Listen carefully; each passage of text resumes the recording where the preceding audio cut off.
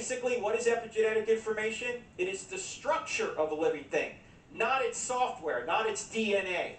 Let me give you an example of this, or an analogy. Will software alone build you a house? You can have the best software in the world, right? And you can mutate that software, but you're never going to get a house. So mutating the software isn't enough. You need specific structural products, and of course a builder too, to do all this. And like buildings, new body plans require specific new structural products. This is what we mean by epigenetic information in order to do so. So Neo-Darwinism, Darwinism, does just trying to mutate DNA to make proteins. It stops there. It's not going to get you further to a new body plan. And that's what the macroevolutionists have to figure out. How can we, without any intelligent intervention, get a new body plan, a new life form? Of course, they can't explain where original life came from either, where the first life came from. We've already been through that. This is now trying to get a new life form.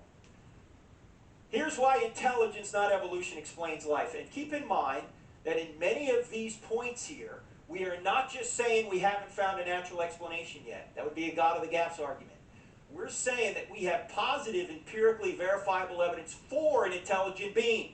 For example, when you look at information found in DNA, when you see a message, you know a message always comes from a mind, a messenger. So you don't just lack a natural explanation when you see a message. You know that a message is pointing toward an intelligent being. And the Darwinists have told us for years that the way you can get new body plans is that if you mutate DNA long enough, you'll get a new body plan. And what we've discovered in recent years is that's not true. Epigenetic information is needed for steps 2 to 5. Mutating DNA will never produce a new body plan.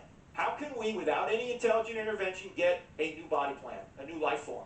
Of course, they can't explain where original life came from either, where the first life came from. We've already been through that. This is now trying to get a new life form.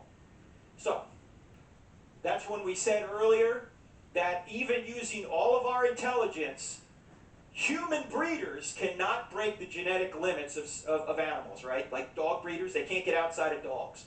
Why would we expect a non-intelligent process to be able to break those limits? Doesn't make any sense, right? The problem is if you mutate it in its embryonic stage, what happens to it? It dies. So evolution ends there. The thing doesn't live any further. It just dies. And we talked about the transitions. Remember I showed you the picture of the half chicken, half amphibian, whatever the thing was?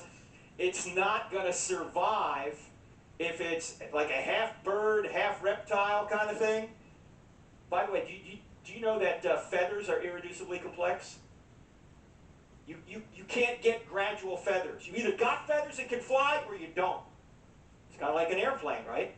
You can have 90% of a wing and you're not going to fly, right? You got to have the whole thing. We got pilots in here, they know.